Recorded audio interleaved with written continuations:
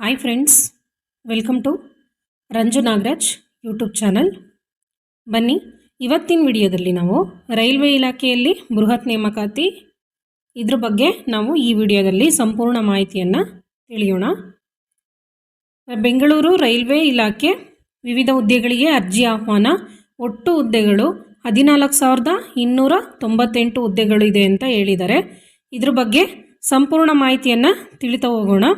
ಈ video start ಮಾಡೋದಕ್ಕಿಂತ ಮುಂಚೆ ನೀವಿನ್ನೂ ನನ್ನ ಚಾನಲ್ಗೆ ಸಬ್ಸ್ಕ್ರೈಬ್ ಆಗಿಲ್ಲ ಅಂದರೆ ಪ್ಲೀಸ್ ಲೈಕ್ ಮಾಡಿ, ಶೇರ್ ಮಾಡಿ, ಸಬ್ಸ್ಕ್ರೈಬ್ ಆಗಿ, ಹಾಗೆ ಪಕ್ಕದಲ್ಲಿರೋ ಬೆಲ್ಲೈಕನ್ನು ಕ್ಲಿಕ್ ಮಾಡಿ. ಇದರಿಂದ ನಿಮಗೆ ನಾನು ಹಾಕೋ ಹೊಸ ವಿಡಿಯೋಗಳ ನೋಟಿಫಿಕೇಷನ್ ಬರ್ತಾ ಹೋಗುತ್ತೆ.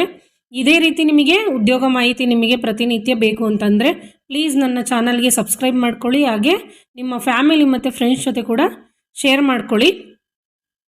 ಬನ್ನಿ ವಿಡಿಯೋ ಸ್ಟಾರ್ಟ್ ಮಾಡೋಣ. ಬೆಂಗಳೂರು ರೈಲ್ವೆ ನೇಮಕಾತಿ 2024 RRB technician recruitment 2024 complete details. ಇದ್ರ ಬಗ್ಗೆ ಮಾಹಿತಿ ತಿಳಿದು ಹೋಗೋಣ. ಹೊಸ ನೇಮಕಾತಿ ಅಧಿಸೂಚನೆ. RRB technician recruitment 2024 apply online for 14,298 technical posts. Railway ನೇಮಕಾತಿ ಮಂಡಳಿ ಇಲಾಖೆಯಿಂದ ಹೊಸದಾಗಿ ಅಧಿಸೂಚನೆ ಪ್ರಕಟಗೊಂಡಿರುತ್ತದೆ. ಇಲಾಖೆಯಲ್ಲಿ ಅರ್ಜಿ ಸಲ್ಲಿಸುವ ಅಭ್ಯರ್ಥಿಗಳು ಅಗತ್ಯವಿರುವ ವಿದ್ಯಾರ್ಹತೆ, ವಯೋಮಿತಿ, ವೇತನ ಶ್ರೇಣಿಯನ್ನು ಸಂಪೂರ್ಣವಾಗಿ ಅರ್ಥಕೊಂಡು ಆಮೇಲೆ ಅರ್ಜಿ ಸಲ್ಲಿಸಿ ಅಂತ ಕೂಡ ಹೇಳಿದ್ದಾರೆ.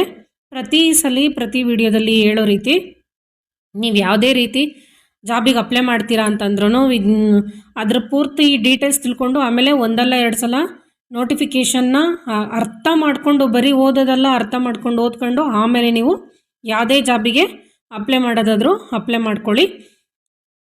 ರೈಲ್ವೆ ನೇಮಕಾತಿ ಮಂಡಳಿ RRB ಹೊಸ ನೇಮಕಾತಿ ಅಧಿಸೂಚನೆ ಹೊರಡಿಸಲಾಗಿದೆ. ಆಸಕ್ತ ಮತ್ತು ಅರ್ಹ ಅಭ್ಯರ್ಥಿಗಳು ಸದರಿ ಹುದ್ದೆಗಳಿಗೆ ಅರ್ಜಿ ಸಲ್ಲಿಸಲು ನಿಗದಿಪಡಿಸಿದ ದಿನಾಂಕದೊಳಗೆ ಅರ್ಜಿ ಸಲ್ಲಿಸಿ. ಈ ಹುದ್ದೆಗಳಿಗೆ ಅಗತ್ಯವಿರುವ ವಿದ್ಯಾರ್ಹತೆ, ಕ್ವಾಲಿಫಿಕೇಷನ್, ವೇತನ ಶ್ರೇಣಿ, ಸ್ಯಾಲರಿ, ವಯೋಮಿತಿ, ಏಜ್ ಲಿಮಿಟ್, ಅರ್ಜಿ ಶುಲ್ಕ, ಅಪ್ಲಿಕೇಶನ್ ಫೀಸ್, ಹುದ್ದೆಗಳ ವಿವರ, ಜಾಬ್ ಡೀಟೇಲ್ಸ್ ಇತರ ಎಲ್ಲ ಮಾಹಿತಿಯನ್ನು ಕೆಳಗೆ ವಿವರಿಸಲಾಗಿದೆ. ಅಭ್ಯರ್ಥಿಗಳು ಅರ್ಜಿ ಸಲ್ಲಿಸುವ ಮುನ್ನ ನೋಟಿಫಿಕೇಷನ್ನ ಓದಿ ಆಮೇಲೆ ಅಧಿಸೂಚನೆಯನ್ನು ಓದಿ ನಂತರ ಅರ್ಜಿ ಸಲ್ಲಿಸಿ ಅಂತ ಕೂಡ ಇದರಲ್ಲೂ ಕೂಡ ಮೆನ್ಷನ್ ಮಾಡಿದ್ದಾರೆ. ನೋಟಿಫಿಕೇಷನ್ ಲಿಂಕ್ನ ನಾನು ಡಿಸ್ಕ್ರಿಪ್ಷನ್ ಬಾಕ್ಸಲ್ಲಿ ಹಾಕಿರ್ತೀನಿ. ಹಾಗೆ ನಿಮಗೆ job apply link, direct link ಕೂಡ ನಾನು ಡಿಸ್ಕ್ರಿಪ್ಷನ್ ಬಾಕ್ಸಲ್ಲಿ ಹಾಕಿರ್ತೀನಿ. ನೀವು ಅಲ್ಲೋಗಿ ಚೆಕ್ ಮಾಡಿಕೊಂಡು ನೀವು ನೋಟಿಫಿಕೇಷನ್ ಕೂಡ ಓದ್ಕೋಬೋದು ಮತ್ತು ಜಾಬಿಗೆ ಕೂಡ ಅಲ್ಲೇ ಡೈರೆಕ್ಟಾಗಿ ಅಪ್ಲೈ ಮಾಡ್ಕೋಬೋದು. ಯಾವ ಥರ ಅಪ್ಲೈ ಮಾಡೋದು, ಏನು ಡೀಟೇಲ್ಸು, ಉದ್ಯೋಗ ವಿವರಗಳನ್ನು ಕೆಳಗೆ ನೋಡ್ತಾ ಹೋಗೋಣ. ಉದ್ಯೋಗ ವಿವರಗಳು. ಇಲಾಖೆ ಹೆಸರು ರೈಲ್ವೆ ನೇಮಕಾತಿ ಮಂಡಳಿ. ಹುದ್ದೆಯ ಹೆಸರು ವಿವಿಧ ಹುದ್ದೆಗಳು. ಒಟ್ಟು ಹುದ್ದೆಗಳು 14,298 ಹುದ್ದೆ ಇದೆಯಂತೆ. ಅದರಲ್ಲಿ ಬೆಂಗಳೂರಲ್ಲಿ 337 ಹುದ್ದೆಗಳು ಬೆಂಗಳೂರಲ್ಲಿ ಇದೆಯಂತೆ. ಅರ್ಜಿ ಸಲ್ಲಿಸುವ ಬಗ್ಗೆ ಆನ್ಲೈನ್. ಉದ್ಯೋಗ ಸ್ಥಳ ಭಾರತಾದ್ಯಂತ ಅಂತ ಹೇಳಿದ್ದಾರೆ. ಹುದ್ದೆಗಳ ವಿವರ ನೋಡೋದಾದರೆ ತಂತ್ರಜ್ಞ ಗ್ರೇಡ್ 1 ಸಿಗ್ನಲ್ಲು ಓಪನ್ ಲೈನ್ ಅಂತ ಹೇಳಿದ್ದಾರೆ. 1092 ಇದೆ ಈ ಇದರಲ್ಲಿ ಹುದ್ದೆನಲ್ಲಿ. ಈ ಡಿಪಾರ್ಟ್ಮೆಂಟಲ್ಲಿ ತಂತ್ರಜ್ಞ ಗ್ರೇಡ್ 1 ಸಿಗ್ನಲ್ ಓಪನ್ ಲೈನಲ್ಲಿ 1092 ಇದೆ. ತಂತ್ರಜ್ಞ ಗ್ರೇಡ್ 3 ಓಪನ್ ಲೈನ್ ಈ ಡಿಪಾರ್ಟ್ಮೆಂಟಲ್ಲಿ 8,052 ಹುದ್ದೆಗಳು ಖಾಲಿ ಇದೆ. ತಂತ್ರಜ್ಞ ಗ್ರೇಡ್ 3 ವರ್ಕ್ಶಾಪ್ ಮತ್ತು PUಗಳು ಅಂತ ಹಾಕಿದ್ದಾರೆ. ಇದರಲ್ಲಿ ಈ ಡಿಪಾರ್ಟ್ಮೆಂಟಲ್ಲಿ 5,154 ಹುದ್ದೆಗಳು ಖಾಲಿಗಿದೆ. ಇದು ನೋಡ್ತಾ ಹೋದರೆ ಡಿಪಾರ್ಟ್ಮೆಂಟ್ ವೈಸು ಹುದ್ದೆಗಳ ವಿವರಗಳಾಗಿರುತ್ತೆ. ಒಟ್ಟು ಹುದ್ದೆಗಳು 14,298. ಬೆಂಗಳೂರಲ್ಲಿ 337 ಹುದ್ದೆಗಳು ಖಾಲಿ ಇದೆ. ಹುದ್ದೆಗಳ ವಿವರ ನೋಡೋದಾದರೆ ತಂತ್ರಜ್ಞ ಗ್ರೇಡ್ 1ನಲ್ಲಿ ಸಿಗ್ನಲ್ಲು ಓಪನ್ ಲೈನಲ್ಲಿ 1092. ತಂತ್ರಜ್ಞ ಗ್ರೇಡ್ 3 ಓಪನ್ ಲೈನ್ ಇದರಲ್ಲಿ 8,052 ಹುದ್ದೆಗಳು. ತಂತ್ರಜ್ಞ ಗ್ರೇಡ್ 3 ವರ್ಕ್ಶಾಪ್ ಮತ್ತು PUಗಳಿಗೆ 5,154 ಹುದ್ದೆಗಳು ಈ ಡಿಪಾರ್ಟ್ಮೆಂಟ್ ವೈಸು ಖಾಲಿ ಇದೆ. ನೀವು ನೋಟಿಫಿಕೇಷನ್ ನಾನು ಆವಾಗಲೇ ಹೇಳಿರೋ ಥರ ಡಿಸ್ಕ್ರಿಪ್ಷನ್ ಬಾಕ್ಸಲ್ಲಿ ನೋಟಿಫಿಕೇಷನ್ ಲಿಂಕ್ ಹಾಕಿರ್ತೀನಿ. ನೀವು ನೋಟಿಫಿಕೇಷನ್ ನೋಡಿದ್ರೆ ಅಲ್ಲಿ ನಿಮಗೆ ಯಾವ್ಯಾವ ಹುದ್ದೆಗಳು ಎಷ್ಟೆಷ್ಟು ಅಂತಲೇ, ನಿಮಗೆ ಯಾವ್ಯಾವ ಡಿಪಾರ್ಟ್ಮೆಂಟಲ್ಲಿ ಎಷ್ಟೆಷ್ಟು ಹುದ್ದೆ ಖಾಲಿ ಇದೆ ಅಂತಲೂ ಗೊತ್ತಾಗುತ್ತೆ. ಜೊತೆಗೆ ನಿಮಗೆ ಕೆಟಗರಿ ವೈಸ್ ಕೂಡ ನೋಡ್ಕೋಬೋದು. ಅಲ್ಲಿ ನಿಮ್ಮ ಪ್ರತಿಯೊಂದು ಡೀಟೇಲ್ಸು ಕೂಡ ನೋಟಿಫಿಕೇಷನ್ ಇರುತ್ತೆ. ತಪ್ಪದೆ ನೋಟಿಫಿಕೇಷನ್ನ ಓದ್ಕೊಂಡು ಆಮೇಲೆ ನೀವು ಜಾಬಿಗೆ ಅಪ್ಲೈ ಮಾಡ್ಕೊಳ್ಳಿ. ವಿದ್ಯಾರ್ಹತೆ ನೋಡೋದಾದರೆ RRB ಅಧಿಕೃತ ಅಧಿಸೂಚನೆಯ ಪ್ರಕಾರ ಅಭ್ಯರ್ಥಿಗಳು ಯಾವುದೇ ಮಾನ್ಯತೆ ಪಡೆದ ಮಂಡಳಿಗಳು ಅಥವಾ ವಿಶ್ವವಿದ್ಯಾಲಯದಿಂದ 10th 12th ITI diploma BSc BE ಅಥವಾ BTech ಅನ್ನು ಪೂರ್ಣಗೊಳಿಸಿರಬೇಕು ಅಂತ ಹೇಳಿದ್ದಾರೆ. ವಿದ್ಯಾರ್ಹತೆ ನೋಡೋದಾದರೆ RRB ಅಧಿಕೃತ ಅಧಿಸೂಚನೆಯ ಪ್ರಕಾರ ಅಭ್ಯರ್ಥಿಗಳು ಯಾವುದೇ ಮಾನ್ಯತೆ ಪಡೆದ ಮಂಡಳಿಗಳು ಅಥವಾ ವಿಶ್ವವಿದ್ಯಾಲಯದಿಂದ SLC 10ನೇ ತರಗತಿ, PUC 12ನೇ ತರಗತಿ, ITI ಡಿಪ್ಲೊಮೊ BSc BE ಅಥವಾ BTech ಅನ್ನು ಪೂರ್ಣಗೊಳಿಸಿರಬೇಕು ಅಂತ ಹೇಳಿದ್ದಾರೆ.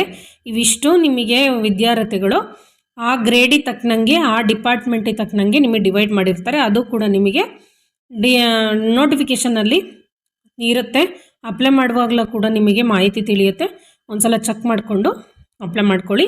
ವಯೋಮಿತಿ ನೋಡೋದಾದರೆ ರೈಲ್ವೆ ನೇಮಕಾತಿ ಮಂಡಳಿಯ ನೇಮಕಾತಿ ಅಧಿಸೂಚನೆಯ ಪ್ರಕಾರ ಅಭ್ಯರ್ಥಿಯು ಕನಿಷ್ಠ 18 ವರ್ಷಗಳು ಗರಿಷ್ಠ 36 ವರ್ಷಗಳು ಹೊಂದಿರಬೇಕು ಅಂತ ಹೇಳಿದ್ದಾರೆ.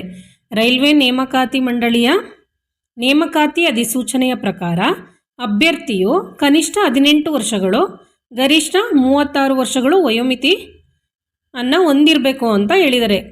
ಸಡಿಲಿಕೆ ಕೂಡ ಇಲ್ಲಿ ವಯೋಮಿತಿ ಸಡಿಲಿಕೆ ಕೂಡ ನಿಮಗೆ ಕೊಟ್ಟಿರ್ತಾರೆ. OBC NCL ಅಭ್ಯರ್ಥಿಗಳಿಗೆ 3 ವರ್ಷ ಸಡಿಲಿಕೆ ಇರುತ್ತೆ ಅಂತ ಹೇಳಿದ್ದಾರೆ. ಅಂದರೆ OBC ಕೆಟಗರಿಲಿ OBC ಅಂಡರಲ್ಲಿ ಯಾವ್ಯಾವ ಕೆಟಗರಿ ಬರುತ್ತೋ ಅವೆಲ್ಲ ಕ್ಯಾಸ್ಟಿಗೂ ಕೂಡ 3 ವರ್ಷ ನಿಮಗೆ ವಯೋಮಿತಿ ಸಡಿಲಿಕೆ ಇರುತ್ತೆ. ಅಂದರೆ ಕನಿಷ್ಠ 18 ವರ್ಷನೇ ಇರುತ್ತೆ.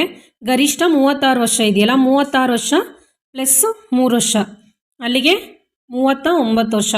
39 ವರ್ಷದವರೆಗೂ ನಿಮಗೆ OBC ಅಂಡರಲ್ಲಿ ಯಾವ್ಯಾವ ಕೆಟಗರಿ ಬರುತ್ತೋ ಆ ಕೆಟಗರಿಯವರಿಗೆ 39 ವರ್ಷದವರೆಗೂ ನಿಮಗೆ ವಯೋಮಿತಿ ಸಡಿಲಿಕೆ ಇರುತ್ತೆ ಅಂತ ಹೇಳಿದ್ದಾರೆ.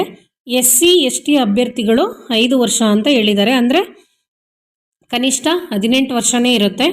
ಗರಿಷ್ಠ 36 ವರ್ಷಗಳು ಇದೆಯಲ್ಲ, ಅದ್ರ ಜೊತೆಗೆ SC ST ಅಭ್ಯರ್ಥಿಗಳಿಗೆ 5 ವರ್ಷ ಅಂದರೆ ವಯೋಮಿತಿ ಸಡಿಲಿಕೆ 41 ವರ್ಷ ಆಯ್ತು. ಅಲ್ಲಿಗೆ ಕನಿಷ್ಠ 18 ವರ್ಷ ಗರಿಷ್ಠ 41 ವರ್ಷದವರೆಗೂ ನೀವು ಈ ಜಾಬಿಗೆ ಅಪ್ಲೈ ಮಾಡ್ಕೋಬೋದು ಅಂತ ಹೇಳಿದ್ದಾರೆ. ಅರ್ಜಿ ವೇತನ ಶ್ರೇಣಿ ನೋಡೋದಾದರೆ ಅರ್ಜಿ ನೇಮಕಾತಿ ಮಂಡಳಿಯ ನೇಮಕಾತಿಯ ₹200 ಮತ್ತು 19,900 ವೇತನ ನೀಡಲಾಗುವುದು ಅಂತ ಹೇಳಿದ್ದಾರೆ. ವೇತನ ಶ್ರೇಣಿ ನೋಡೋದಾದರೆ 19,900 ಅಂತ ಹೇಳಿದ್ದಾರೆ. ನಿಮಗೆ ಪೂರ್ತಿ ವೇತನ ಶ್ರೇಣಿದು ಅಷ್ಟೇ ಪೂರ್ತಿ ಡೀಟೇಲ್ಸ್ ನಿಮಗೆ ಆನ್ಲೈನಲ್ಲಿ ಸರ್ಚ್ ಮಾಡಿದ್ರೆ ನೋಟಿಫಿಕೇಷನಲ್ಲಿ ಸಿಗುತ್ತೆ. ನೀವು ಅಲ್ಲೇ ಚೆಕ್ ಮಾಡ್ಕೊಳ್ಳಿ ಇನ್ನೊಂದು ಸಲ.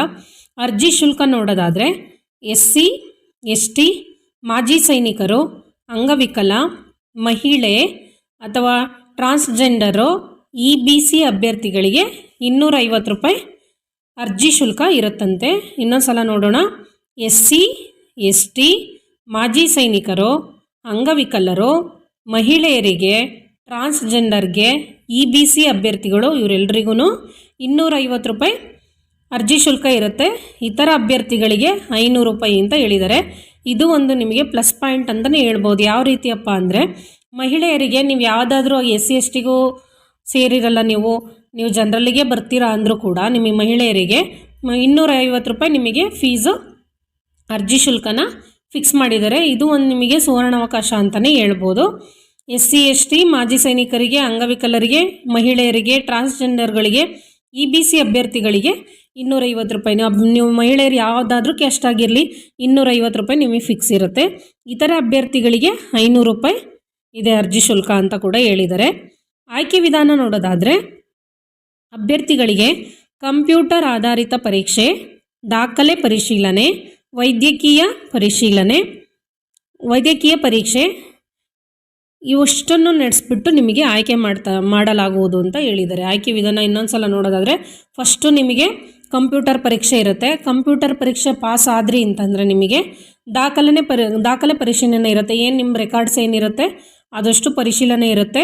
ಅದರಲ್ಲೂ ನೀವು ಪಾಸ್ ಆದ್ರಿ ಅಂತಂದರೆ ನಿಮಗೆ ವೈದ್ಯಕೀಯ ಪರೀಕ್ಷೆ ಅಂತ ಕೂಡ ನಡೆಸ್ಬಿಟ್ಟು ನಿಮಗೆ ನಿಮ್ಮ ಜಾಬಿಗೆ ಆಯ್ಕೆ ಮಾಡ್ಕೊಳ್ತಾರೆ. ಇದು ಆಯ್ಕೆ ವಿಧಾನ ಆಗಿರುತ್ತೆ. ನಿಮಗೆ ಪ್ರಮುಖ ದಿನಾಂಕಗಳಂದರೆ ನೋಟಿಫಿಕೇಷನ್ ಜಾಬಿಗೆ ಅಪ್ಲೈ ಮಾಡೋಕ್ಕೆ ಪ್ರಾರಂಭ ದಿನಾಂಕ ನೋಡೋದಾದರೆ 22 ಆಗಸ್ಟ್ 2024 ಆಗಿರುತ್ತೆ. ಅರ್ಜಿ ಸಲ್ಲಿಸಲು ಕೊನೆಯ ದಿನಾಂಕ ನೋಡೋದಾದರೆ 16 ಸೆಪ್ಟೆಂಬರ್ 2024 ಆಗಿರುತ್ತೆ. ನೋಡಿ, ಅರ್ಜಿ ಸಲ್ಲಿಸಲು ಪ್ರಾರಂಭ ದಿನಾಂಕ 22 ಆಗಸ್ಟ್ 2024 ಆಗಿರುತ್ತೆ. ಅರ್ಜಿ ಸಲ್ಲಿಸಲು ಕೊನೆಯ ದಿನಾಂಕ ನೋಡೋದಾದರೆ ಸೆಪ್ಟೆಂಬರ್ 6 2024 ಆಗಿರುತ್ತೆ. ನಿಮಗೆ ಪ್ರಮುಖ ಲಿಂಕ್ಗಳು ಅಂದರೆ ಹೊಸ ನೋಟಿಫಿಕೇಷನ್ನು ಅರ್ಜಿ ವೆಬ್ಸೈಟು, ನಾನು ಇದನ್ನು ಅರ್ಜಿ ಲಿಂಕು ಮತ್ತು ನಿಮಗೆ ನೋಟಿಫಿಕೇಷನ್ ಲಿಂಕು ಎರಡನ್ನೂ ಕೂಡ ಡಿಸ್ಕ್ರಿಪ್ಷನ್ ಬಾಕ್ಸಲ್ಲಿ ಮೆನ್ಷನ್ ಮಾಡಿರ್ತೀನಿ. ನೀವು ಅಲ್ಲಿ ಹೋಗಿ ನೋಡಿದ್ರೆ ನಿಮಗೆ ನೋಟಿಫಿಕೇಷನ್ ಲಿಂಕ್ ಕೂಡ ಸಿಗುತ್ತೆ. ನಿಮಗೆ ಜಾಬ್ ಅಪ್ಲೈ ಮಾಡಲಿಕ್ಕೆ ಅಲ್ಲಿ ಲಿಂಕ್ ಕೂಡ ಸಿಗುತ್ತೆ. ನೋಟಿಫಿಕೇಷನ್ನ ನಾನು ಪದೇ ಹೇಳೋ ರೀತಿ ಒಂದಲ್ಲ ಎರಡು ಸಲ ಓದ್ಕೊಂಡು ಅರ್ಥ ಮಾಡಿಕೊಂಡು ಆಮೇಲೆ ನೀವು ಜಾಬಿಗೆ ಅಪ್ಲೈ ಮಾಡ್ಕೊಳ್ಳಿ. ಇದೇ ರೀತಿ ನಿಮಗೆ ಪ್ರತಿದಿನ ಉದ್ಯೋಗ ಮಾಹಿತಿ ಬೇಕು ಅಂತಂದರೆ ಪ್ಲೀಸ್ ನನ್ನ ಯೂಟ್ಯೂಬ್ ಚಾನಲ್ಗೆ ಸಬ್ಸ್ಕ್ರೈಬ್ ಮಾಡ್ಕೊಳ್ಳಿ. ನಿಮ್ಮ ಫ್ಯಾಮಿಲಿ ಮತ್ತು ಫ್ರೆಂಡ್ಸ್ ಜೊತೆ ಕೂಡ ಶೇರ್ ಮಾಡ್ಕೊಳ್ಳಿ. ಪ್ಲೀಸ್ ದಯವಿಟ್ಟು ಇದೇ ರೀತಿ ಸಪೋರ್ಟ್ ಮಾಡ್ತಾಯಿರಿ. ಅಪ್ಲೈ ಮಾಡೋರು ಜಾಬಿಗೆ ಏನೇನು ಅಪ್ಲೈ ಮಾಡ್ತೀರೋ ಅವರೆಲ್ರಿಗೂ ಆಲ್ ದಿ ಬೆಸ್ಟ್. ಧನ್ಯವಾದಗಳು. Thank you.